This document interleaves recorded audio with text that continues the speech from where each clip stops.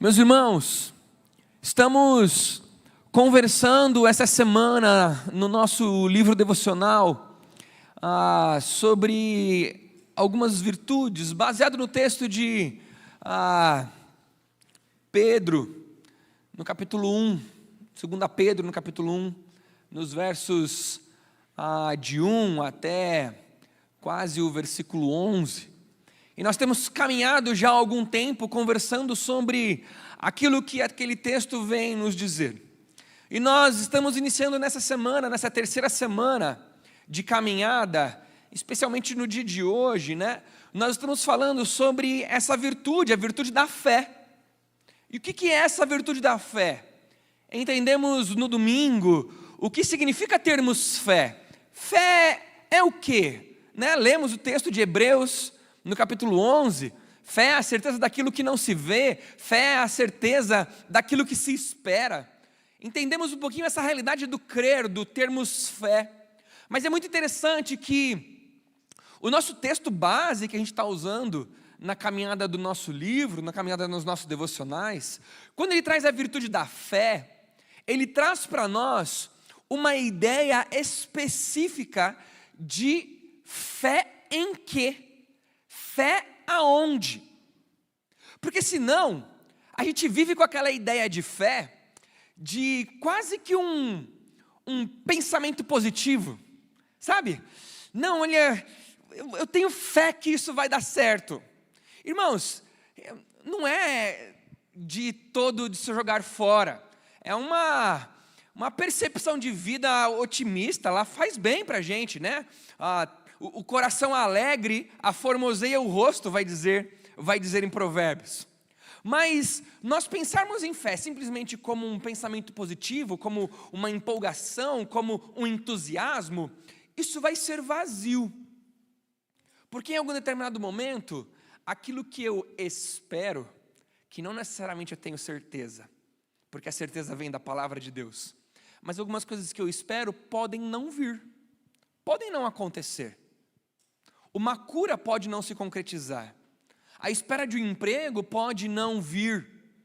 E nós vivermos a partir de uma fé, de uma tentativa de que as coisas vão bem, mas que quando não vão a gente vai pensar, mas não era só ter fé?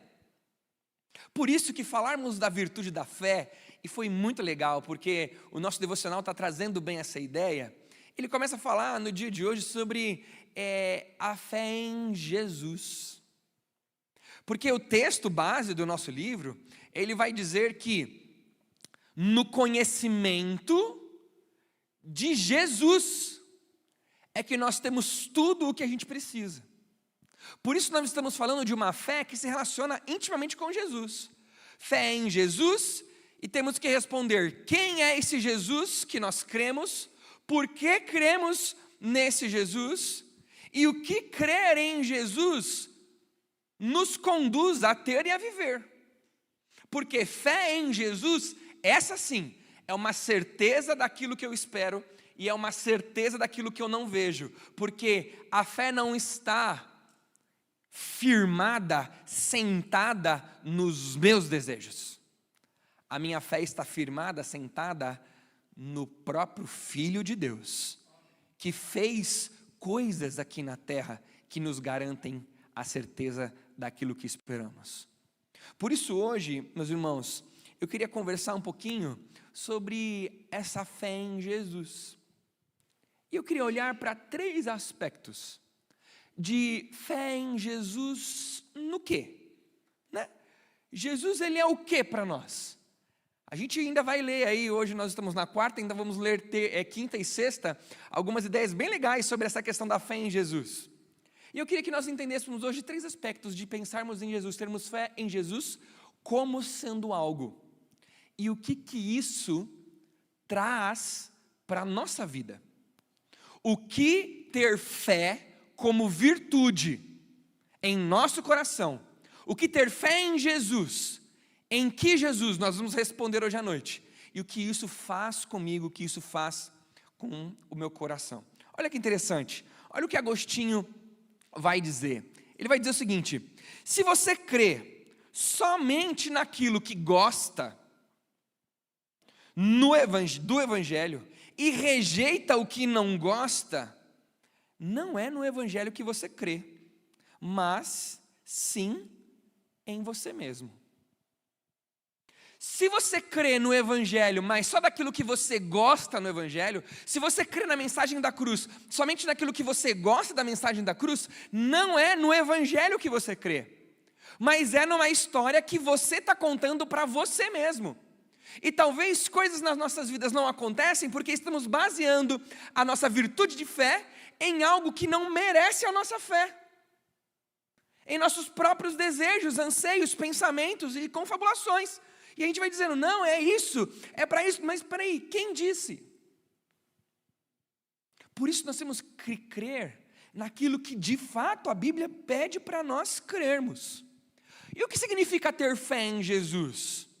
Olha o que 1 Coríntios capítulo 15 vai dizer. O que significa ter fé em Jesus? Diz assim, olha, Paulo escreve lá para os irmãos em Corinto: irmãos, eu quero lembrá-los do evangelho que preguei a vocês. O evangelho é isso aqui, o qual vocês receberam e no qual estão firmes. Por meio deste evangelho vocês são salvos, desde que se apeguem firmemente à palavra que preguei. O que é a palavra que Paulo pegou? Caso contrário, vocês têm crido em vão. Então, ou a gente crê naquilo que Paulo pregou, ou temos crido em vão. Então, o que ele disse? Pois o que primeiramente lhes transmiti foi o que recebi, que Cristo morreu pelos nossos pecados, segundo as Escrituras, foi sepultado e ressuscitou no terceiro dia, segundo as Escrituras, e apareceu a Pedro e depois aos 12. Irmãos, a mensagem do Evangelho não é o que vivemos como cristãos. A mensagem do Evangelho não são os resultados da nossa fé em Cristo. O Evangelho é isso. O Evangelho é vivermos em comunhão na casa do Senhor. O Evangelho é termos amigos, amigas, para dividirmos os nossos fardos. O Evangelho é nós cantarmos e louvarmos. Não, irmãos. O Evangelho é Cristo morto na cruz, sepultado, ele ressuscitou no terceiro dia, apareceu e foi visto. Essa é a mensagem na qual devemos dedicar a nossa fé. Essa é a mensagem do Evangelho, essa é a boa notícia. A boa notícia não são os resultados. A boa notícia não é o que a gente ganha ao ter fé em Cristo. A boa notícia é: Jesus morreu numa cruz, ele foi sepultado, depois de 3 dias ele ressuscitou, ele foi visto pelas pessoas como testemunho de que de fato isso aconteceu. Irmãos, essa mensagem é importante, a crença nesse Evangelho é importante, porque é ele que traz para nós os resultados da nossa fé. Nós oramos aqui. Agora eu pergunto, você oraria, pediria algo a alguém que falha? Não. Agora você oraria a alguém que venceu a morte e que tinha poder para fazer isso? Veja como é importante crermos na mensagem correta do Evangelho. Imagine, meus irmãos, nós lutamos batalhas que Cristo já venceu. Nós lidamos com circunstâncias que Cristo já viveu e venceu todas essas coisas. Por isso a nossa fé precisa estar alicerçada em quem Jesus é, naquilo que Ele fez. E isso então trará alguns resultados na nossa vida. Mas muitas vezes carregamos uma mensagem aonde Cristo não morre e ainda onde Cristo não ressuscita. Nós anulamos todo o poder da mensagem do Evangelho quando omitimos a única verdade verdadeira que temos, que é a certeza da morte e ressurreição de Cristo. É a partir dessa verdade que então eu começo dizendo que primeiro nós temos que ter fé em Cristo como o nosso Salvador. Precisamos ter fé em Cristo como nosso Salvador. E a ideia de termos Cristo como nosso Salvador traz uma realidade para nós pensarmos aqui. Olha o que vai dizer em Atos 4:12: não há salvação em nenhum outro, pois debaixo do céu não há nenhum outro nome dado aos homens pelo qual devamos ser salvos. Não existe nenhuma maneira de sermos salvos a não ser através de Cristo Jesus. Não existe outro nome capaz de nos salvar. Você não é salvo por causa do pastor que está pregando aqui na frente. Você não é salvo porque os seus familiares são salvos. Você não é salvo porque você vai numa igreja que tem um nome Batista atrás, ou um nome Batista na frente, ou não tem o nome Batista, ou tem 4 vezes o nome Batista. Você não é salvo por causa dessas coisas. Somos salvos porque somente por um nome que é o nome de Jesus. Não conseguimos fugir dessa realidade. Crer em Jesus como nosso Salvador nos dá a ideia de que não podemos fugir da verdade de que somente Jesus salva. Não é Jesus mais aquilo que eu faço, não é Jesus mais Maria, não é Jesus mais um conjunto de práticas e regras que temos pré-estabelecidas como crentes. Só o nome de Jesus é quem nos salva. A ideia de olharmos como Cristo, o nosso Salvador, também nos traz a ideia de que o problema está em nós. Efésios 2, 11 a 13 vai dizer: portanto, lembrem-se de que vocês antes eram gentios, por nascimento, chamados à incircuncisão, pelos que se chamam circuncisão, feita por o corpo por mãos humanas, e que naquela época, vocês estavam sem Cristo, separados da comunidade de Israel, sendo estrangeiro quanto às alianças da promessa, sem esperança, sem Deus no mundo. Agora, porém, em Cristo Jesus, vocês que antes estavam longe, foram aproximados pelo sangue de Cristo. Nós é quem estávamos longe.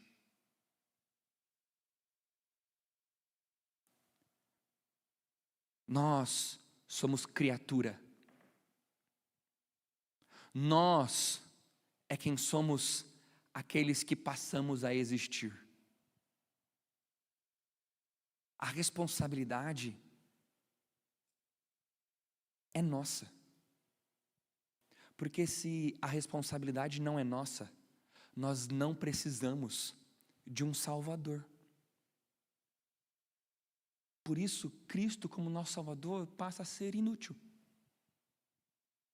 Porque se eu não entendo a minha responsabilidade, eu preciso ser salvo do quê? Para quê? Tem sido comum nas igrejas cristãs dos nossos dias uma pregação de um evangelho que não tem nem pecado e nem cruz. Aí eu te digo, um desafio por salvação, sem pecado e sem cruz, é uma salvação do quê? Cremos em Cristo como nosso Salvador implica no fato de que nós entendemos a nossa responsabilidade. Nós somos pecadores, nós erramos. Nós é quem precisamos dele e não ele que precisa da gente. Não acho que é uma colocação completamente errada. A gente consegue entender um pouquinho o que essa frase quer dizer, né? Mas quando dizemos que somos as mãos e os pés de Jesus, né? As mãos e os pés de Deus aqui na terra, né? A própria Bíblia vai dizer que somos embaixadores de Cristo na terra, com aquela ideia de que parece que Deus precisa da gente. De que, nossa, o que Deus ia fazer se não tivesse a gente aqui? Não. Nós temos que entender que o nosso papel aqui é de assumirmos a nossa responsabilidade.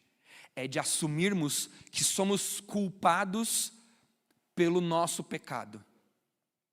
Só que a parte linda do Evangelho é o seguinte: não somos nós que escolhemos como é que se paga essa culpa. Foi Deus quem escolheu o jeito que essa dívida deveria ser paga. Imagine comigo, eu estou devendo R$20 para a Silvia. E daí eu viro para o Júnior e falo assim: Júnior, eu estou devendo R$20 para a Silvia, mas deixa eu te dizer uma coisa, se eu pagar 10, tá tudo certo, pode ser? O Júnior, não tem nada a ver com a Silvia, vira e fala assim: Tiago, tá tranquilo, paga R$10 e tá quitada a tua dívida com a Silvia. Peraí, a minha dívida é com quem? Com a Silvia. Quem que determina o preço que eu devo pagar? É a Silvia. Quem diz o dia que vão virar para mim e dizer assim: Tiago, não se preocupe mais, sua dívida com a Silvia está paga?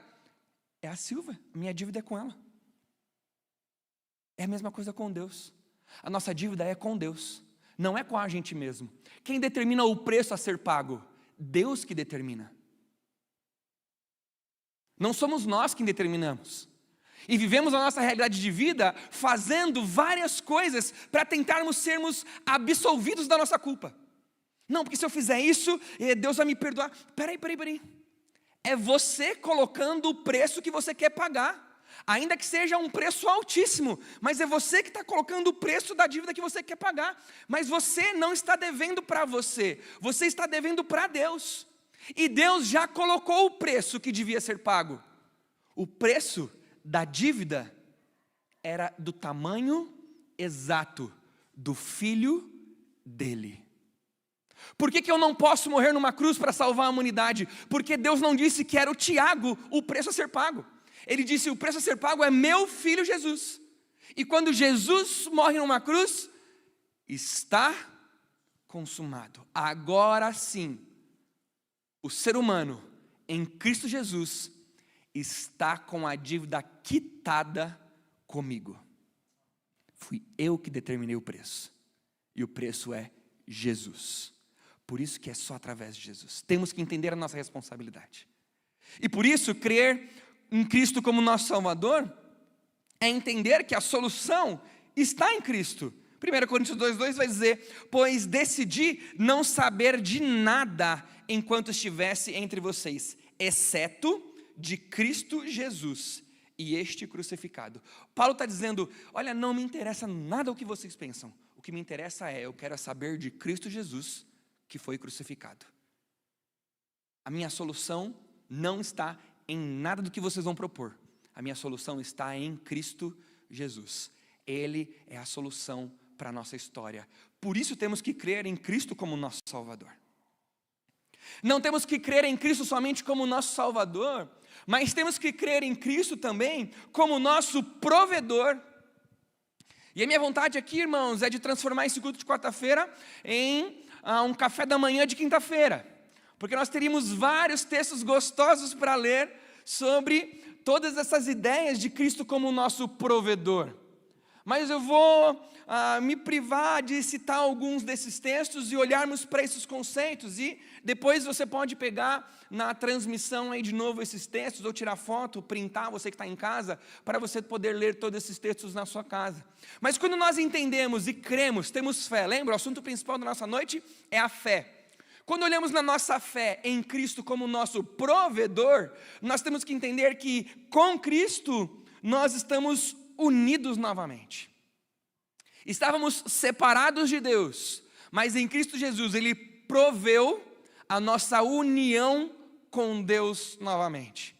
Imagine que você está de um lado de um penhasco, Deus está do outro lado do penhasco, e o buraco que está na sua frente é o tamanho do seu pecado. E você tenta a todo momento construir uma ponte até Deus. Mas essa ponte, todas as vezes que você tentar construir essa ponte ela vai desmoronar. Porque a única coisa que nos liga a Deus novamente é aquilo que Cristo fez por nós na cruz. A solução de Cristo como provedor é que estamos unidos com Cristo de novo.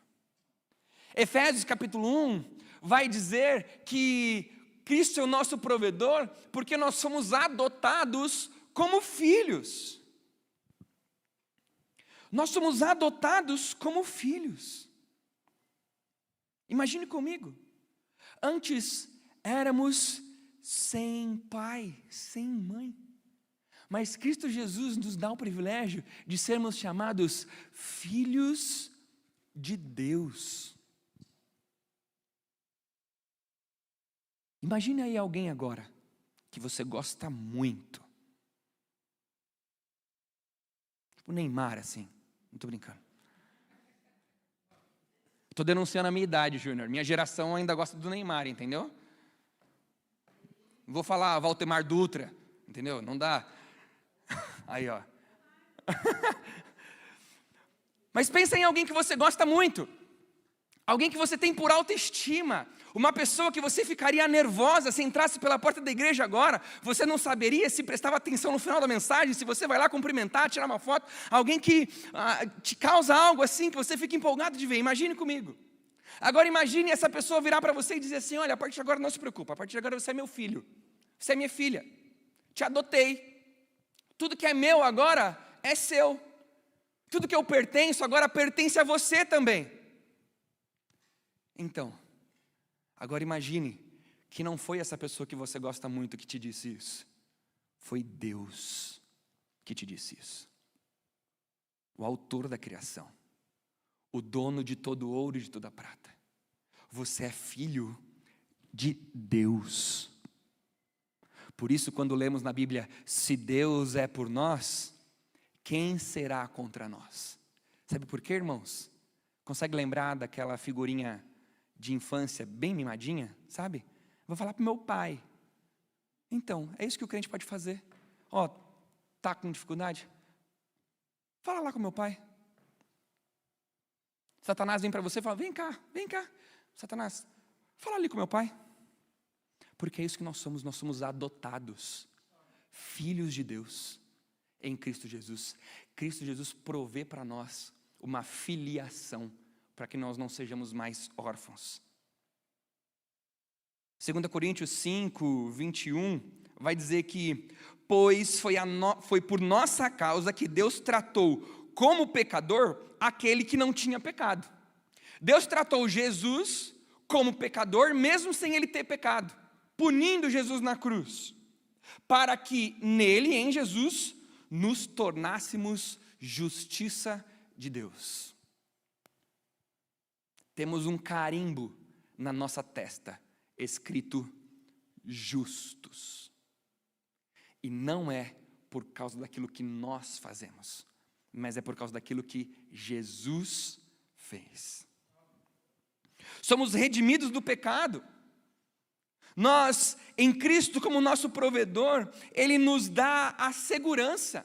Pois eu estou bem certo de que nem morte, nem vida, nem principados, nem coisas do presente, nem do porvir, nem poderes, nem altura, nem profundidade ou qualquer outra criatura poderá nos separar do amor de Deus que está em Jesus Cristo. Veja a segurança que temos em Cristo Jesus. Nada pode nos separar do amor de Cristo e vivemos numa vida de constante pecado, ou de constante medo do nosso pecado. De pecado a gente também vive, né? Porque a gente ainda é pecador, não deixa de ser pecador porque encontramos com Cristo. Mas vivemos com essa vida cheia de medo. Pequei, Jesus não me ama mais. E se Ele voltar e eu não tiver pedido perdão ainda? Espera aí. Se nada pode te separar do amor de Deus, por que você se acha? Irmãos, eu estou falando com amor e com carinho, tá? Mas por que você se acha a última bolacha do pacote, achando que o que você pode fazer pode te separar do amor de Deus? A Bíblia diz que nada em Cristo Jesus pode te separar do amor de Deus. Olha a segurança. Romanos 8:1. Portanto, agora já não há mais condenação para aqueles que estão em Cristo Jesus. Essa é de adulto ou de criança? Não lembro. Portanto, agora não há condenação para os que estão em Cristo. Deve ser de criança, né? Pelo jeito da música, deve ser de criança. Sai fora, Cris. Não existe mais condenação. para aqueles que estão em Cristo Jesus. Não somos declarados mais culpados. Não sei se você já viu filmes que saem sentenças de júri popular. Tem o advogado de acusação, o advogado de defesa, mas não é um juiz que declara. Um júri popular, pessoas são eleitas pelo povo para julgar o caso, e daí o juiz lê o veredito. Então, o juiz vem e diz: Rodrigo Lopes, sobre a acusação de ter feito isso, de ser coxa branca, de não sei o quê, de tudo isso, o Estado brasileiro declara culpado. O Estado brasileiro declara não culpado. Agora imagina, você na porta do céu, sentado no trono, Deus sentado no trono, sentado no banco dos réus, e vem o juiz e diz: Rodrigo, diante da acusação de, aí ele lê, todos os seus pecados de toda a sua história. Aí, estão falando que tem muito pecado para ler lá, Rodrigo. E na hora que terminar de ler, a plateia está lá: culpado, culpado. Deus, ao invés de olhar para o Rodrigo, olha para Jesus. E quando Deus olha para Jesus, o juiz diz: eu te declaro não culpado. Imagina. Por isso que crermos em Cristo como nosso provedor nos dá essas certezas e essas verdades. Não só termos fé como virtude de que Cristo é o nosso Salvador, não só temos fé como virtude de que Cristo é o nosso provedor, mas também termos fé que Cristo é o nosso intercessor. Não é Maria a nossa intercessora, não é as nossas obras os nossos intercessores diante de Deus, não é a igreja, não é o pastor, não é ninguém que se coloca entre nós e Deus. O nosso intercessor diante de Deus é Cristo nosso Senhor. Romanos 8,34 vai dizer: quem nos condenará então? Foi Cristo que morreu por nós e ressuscitou por nossa causa, e agora está sentado à direita de Deus, e também intercede por nós. Irmãos, não é Bíblia, tá bom? Mas quando eu li esse versículo, eu fico imaginando o seguinte: está lá Deus, assistindo o nosso dia, e está lá Deus e vai, olha, ele vai errar, olha lá, nossa, eu já sei onde isso vai dar. E Deus está lá vendo você, e você vai, e Deus está lá, eu sabia que ele ia fazer isso. Aí nessa hora Jesus dá uma cutucadinha no ombro direito de Deus e diz: Pai, está tudo bem, eu morri por ele também. Ele é o nosso intercessor. É ele quem intermedia a nossa relação com Deus. Irmãos, terminamos as nossas orações dizendo: em nome de Jesus, amém, não é uma frase gospel de poder para que a nossa oração seja aceita, irmãos. Não falou em nome de Jesus, a oração não valeu. Irmãos, não. Dizer em nome de Jesus nos finais das nossas orações é dizer que esta oração só faz sentido se, por intermédio daquilo que Jesus fez na cruz, é que essa oração está chegando no trono de Deus. Porque sem Cristo Jesus, nós estamos eternamente separados de Deus. Por isso que quando oramos, por isso que quando estamos num culto de oração, fazemos as nossas orações, terminamos as nossas orações dizendo: em nome de Jesus, amém. Porque Jesus é o caminho desta oração. A cruz é o percurso desta oração. Diante da cruz nos colocamos de joelhos. Diante da cruz nos colocamos dependentes. Por isso que precisamos passar as nossas orações diante de Jesus, diante da cruz. Meus irmãos,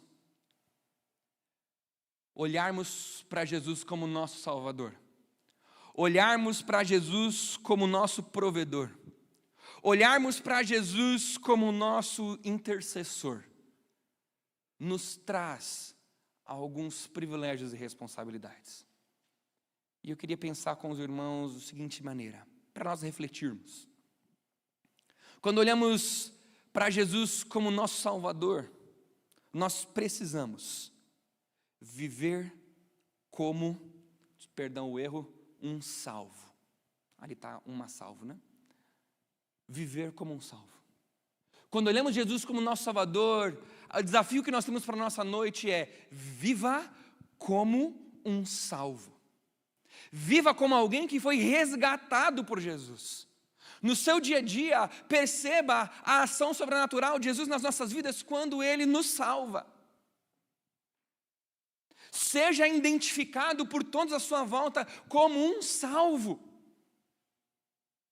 Olharmos para Jesus como nosso Salvador precisa nos conduzir a queremos viver uma vida de alguém que é salvo de verdade. Como alguém que trocou as vestes. Não estamos mais debaixo da sujeira, da podridão do pecado. Estamos com vestes novas, meus irmãos. Viver como um salvo é, por mais difícil que seja o nosso dia a dia, é entender que eu não preciso temer o futuro. Porque Cristo já lidou com as questões do meu futuro. Meus irmãos, com Cristo Jesus a gente tem uma certeza, que no final, tudo vai dar certo. E que se não está dando certo, é porque o final não chegou ainda. Porque no final, tudo vai dar certo. Porque esse Jesus que nos salvou e colocou o dedo na linha do tempo, no ano 0, né? A gente pode discutir aí depois desse ano 0, ano 3, ano 4. Conversa para uma escola bíblica. Mas que interviu no tempo, veio até nós, se fez carne e nos salvou. Esse Jesus prometeu que voltaria para nos levar a passarmos a eternidade junto com Ele. Por isso precisamos viver como um salvo. Termos fé, essa é a virtude da nossa noite, termos fé em Jesus como nosso provedor, é confiarmos, confie que Jesus tem tudo o que você precisa. Jesus te deu tudo o que você precisa nele para lidar com todas as questões da sua vida, com todas elas. Medo, precisamos ter medo, se estamos junto com aquele que venceu a morte. Culpa, precisamos andar culpados, se temos junto com a gente aquele que já nos declarou não culpados. Injustiça, nossa, mas eu estou vivendo uma injustiça, Tiago. Você não faz ideia do que está acontecendo na minha vida. Precisamos viver indignados com a injustiça, se vivemos junto com aquele que já nos declarou justos.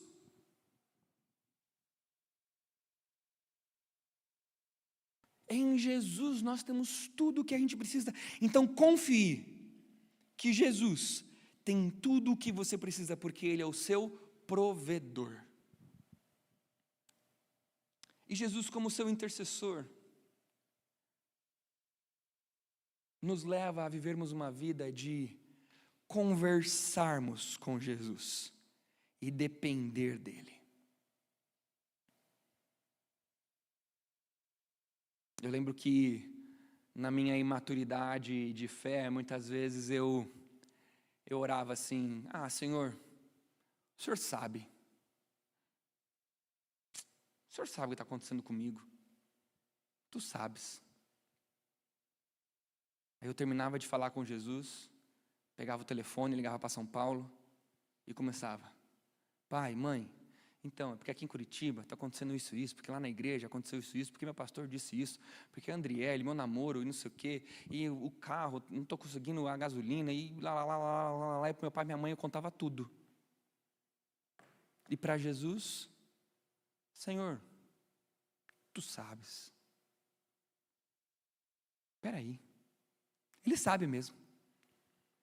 Ele não vai deixar de saber porque você não quis contar. Mas, meus irmãos, é Ele o nosso intercessor. Não é meu pai e minha mãe. Ainda que tinha boas conversas. Mas o nosso intercessor é Jesus.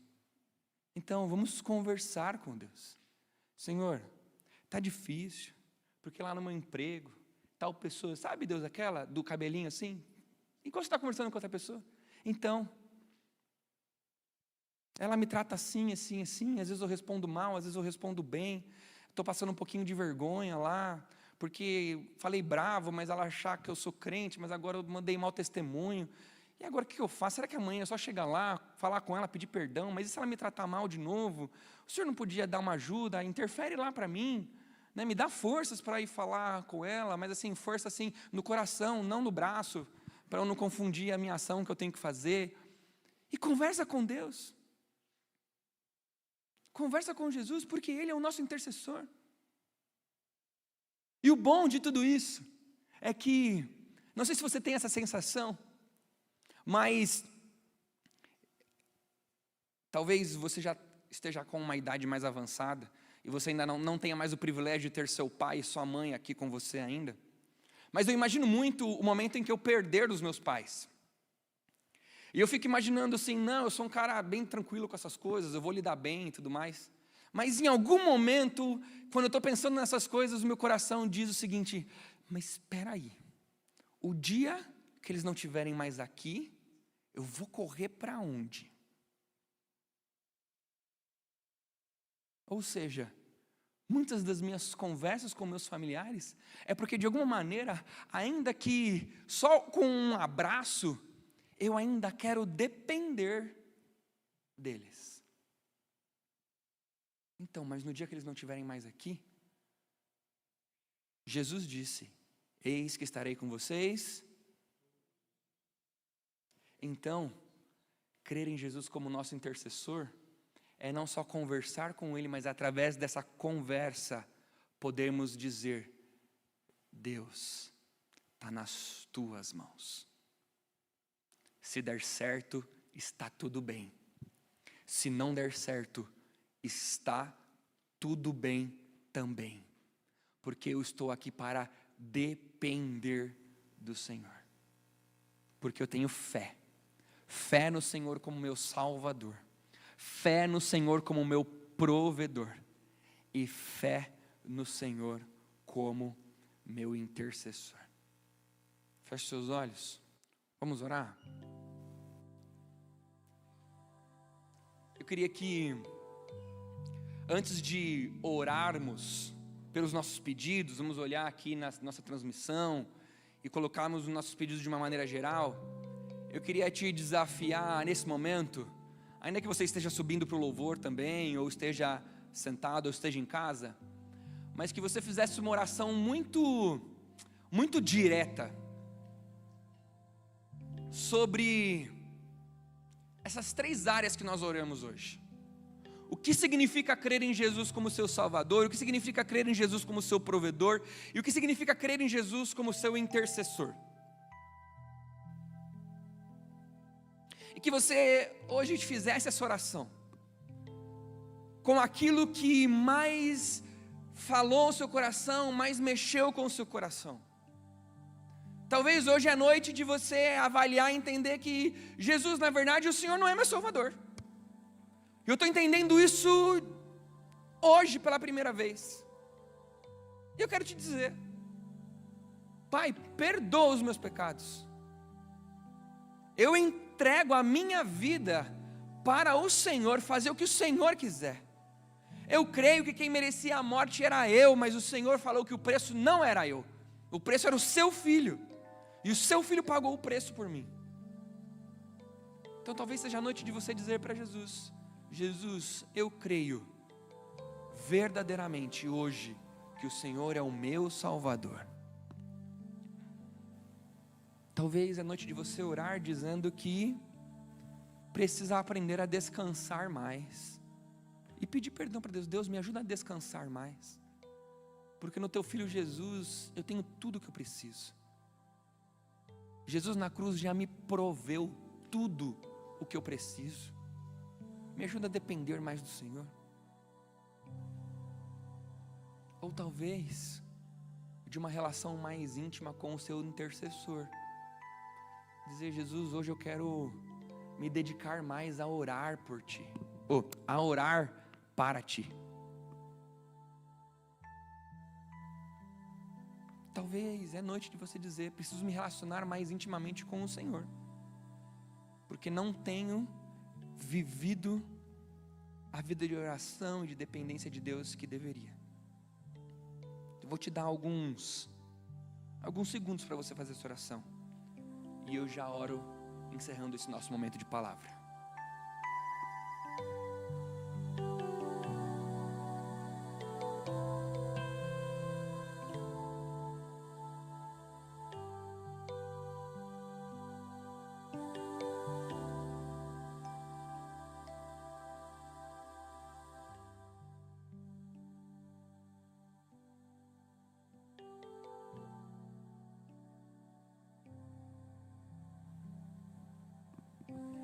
Senhor Deus, obrigado pela oportunidade que temos de termos fé. Fé que o Senhor faz brotar em nosso coração.